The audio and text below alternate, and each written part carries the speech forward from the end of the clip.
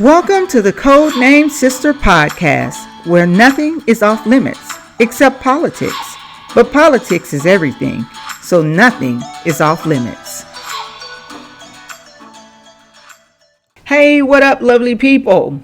You know, I have to admit to something. When I'm doing this podcast, there are occasions where I will do the same podcast 3, 4, 5 times before I say, okay, this is the one I'm going to roll with.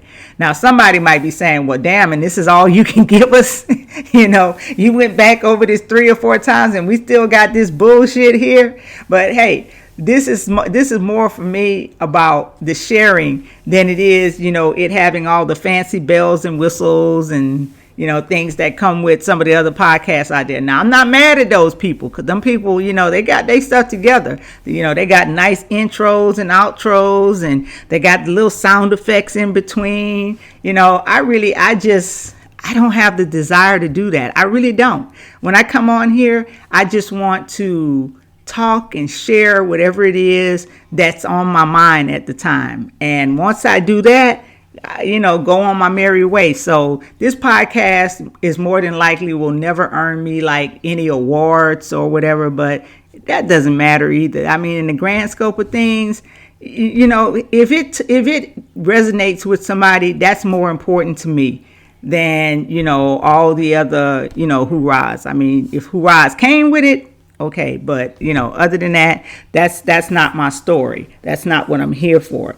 But today, I'm going to talk about being told you could be doing it all for nothing. And when we talk about doing it all for nothing, we're talking about those of us out there who getting it, you know, whether they're investing, saving, acquiring real estate, operating businesses, whatever it is they doing, and they doing it well and with some outward looking to the future. You know, everything they're doing is in mind with, when I'm not here, this is something that can keep going. This can continue past my time here.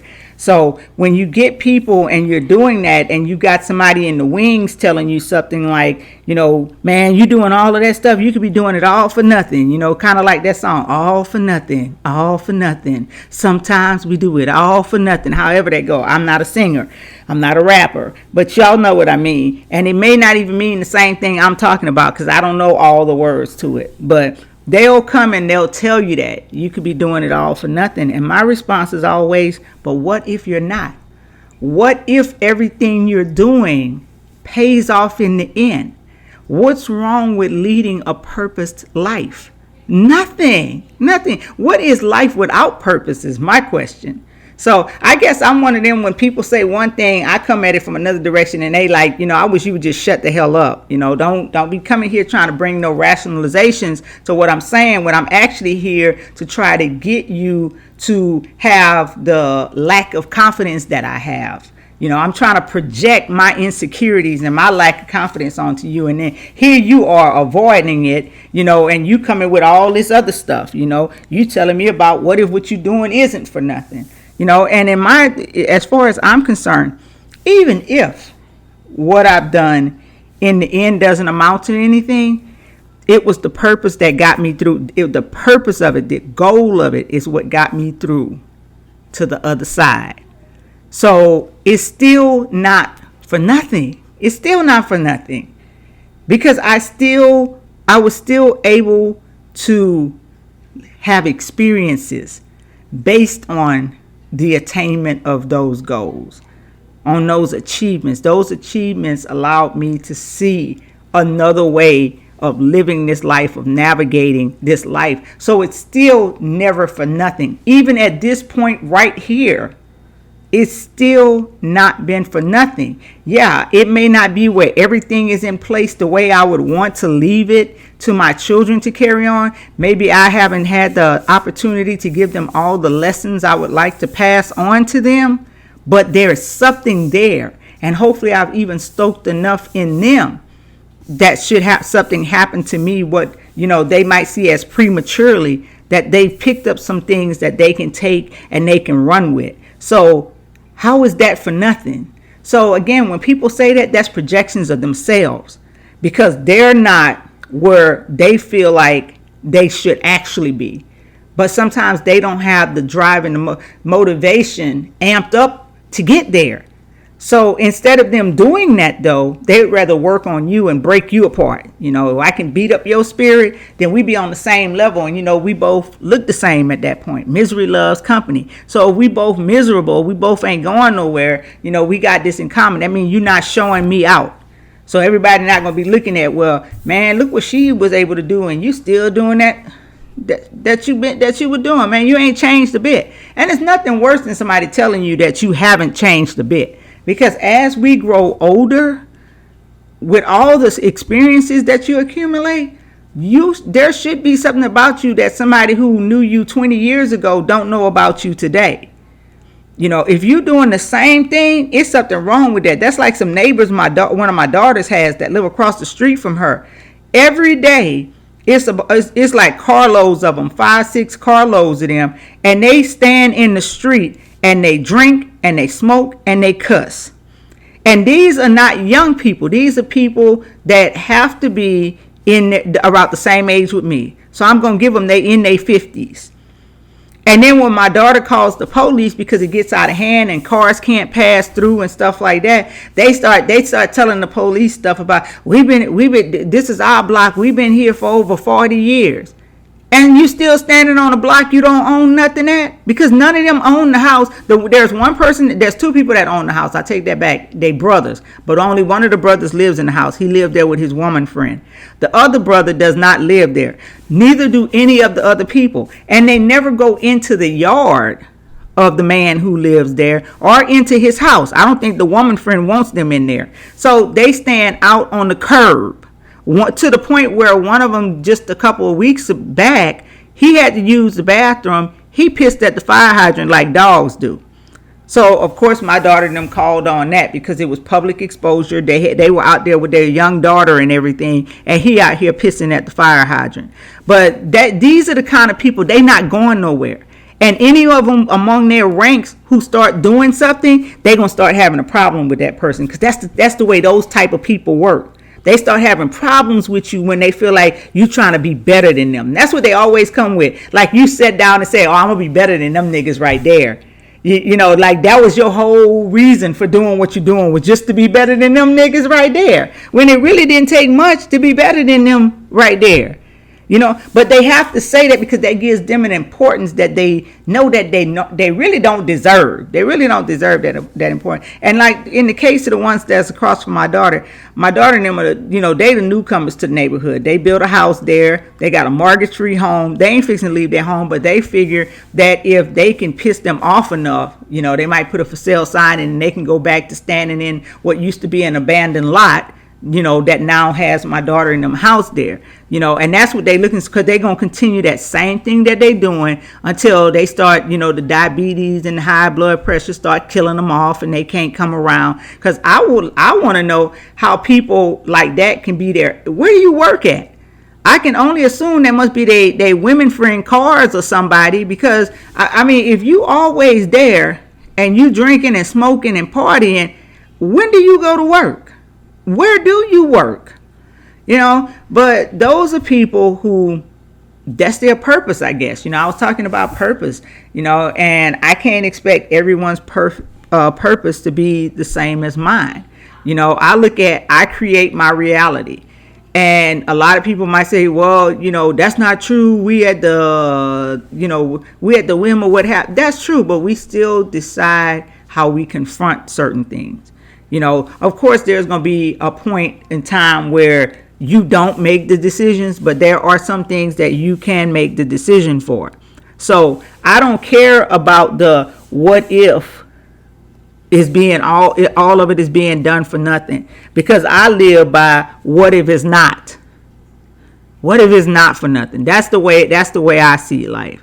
And all of these other people, they can continue to exist on the all for nothing. That has been the problem with a lot of people, a lot of black people, is that we don't look to the future. We don't think about what we want the world to look like when we're gone. We don't plan out that aspect. We live life day by day, year by year, 4-year election after 4-year election. But we don't have any true plans for what we want the world to look like. Because once you have an idea of what you want the world to look like, you go out and you start creating it. Because we are the gods of this creation. But we don't see that. A lot of times we'll give up that whole power of our God, of our goddessness, of our godlyhood to other people. We'll let them be the dreamers for us. And we let them do all the carving out and the creation, And it's like, so you came here and you spent all this time on earth and you never had the urge to create something? You never found a purpose in this? Because that's what keeps you here. That's sometimes the difference between a person staying here and a person completing suicide is purpose. And I'm not saying that's for everybody who completes suicide. People complete suicide for different reasons. But I'm saying that there are some people that has been the difference. They felt like they didn't have a purpose here, that there was nothing for them here. So they abruptly left. But we got other people that while they don't have no purpose here, they haven't given themselves a purpose. They don't have no focus. They don't care what the future looks like when they gone out. It's everything is the here and now. These people, they still stay here existing, being a thorn in other people's ass. And if they're not a thorn in your ass, there's somebody sitting there trying to sabotage what you're doing. And the sabotage, it usually always comes from the people you know. And that's because those people have more access to you. It's not that it's like some type of fluke or oddity or something like that. It's just plain and simple. A lot of times people who get killed are killed by people that they know. So it has a lot to do with proximity. So the closer somebody is, the more likely they are to be able to have some influence over your comings and goings, your decision making, and a lot of times they'll come at you in ways where they pretend to be concerned. Like the person who was telling me that the concern was, oh, you could be spending all this time with your children, No, I can't, because you know what? If I'm not doing the things I'm doing, that means I gotta get income from somewhere. And until I've established where I've got regular passive income coming in, that means I got to go earn some damn income. So, no, I still can't spend all that time with just my children. And my children don't want me to spend 24/7 with them. They want to be able to get out and grow and have friends of their own and other relationships and stuff outside of me. That doesn't make me any less important. But that's human nature. We're social creatures. They don't want to know just their mama. And how does that benefit them when their mama dead? If the only person they hung out with was their mama. You know how hard that would be for somebody? Having to go out there and scratch out a life where they include other people. So I don't listen to that rambling bullshit when people tell me stuff like that. It's just like, yeah, you're talking, but I can't hear you. Bump, bump, bump, bump, bump, bump, bump. That's what that shit sounds like to me when people start saying stuff like that. And that's what you might want to tune your ear. If people are telling you stuff, if they trying to feed you with that, because when people are feeding you with a lot of negativity, whether you know it or not, the longer they do it to you, I don't care how strong-willed you are, it starts seeding that question within you. Like, can I really do this? Do I have what it takes to do this? It can even make you lazy, where you start procrastinating, because procrastination is just another form of laziness. It really is. It's an excuse.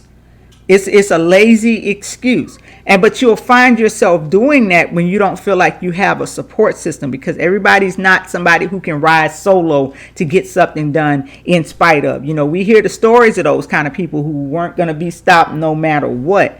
But that's not that way for the majority of people. They really depend on their support systems. And when they don't have people to back them, people to speak power to them, to speak love and concern and support to them, then it takes that fire out of them. Because then they do start thinking, well, what is the point? So I'm going to lose all these people because I do that. And I always say, hell, just go get you some new people. If all these people always have problems with the things that you do, go get some new people.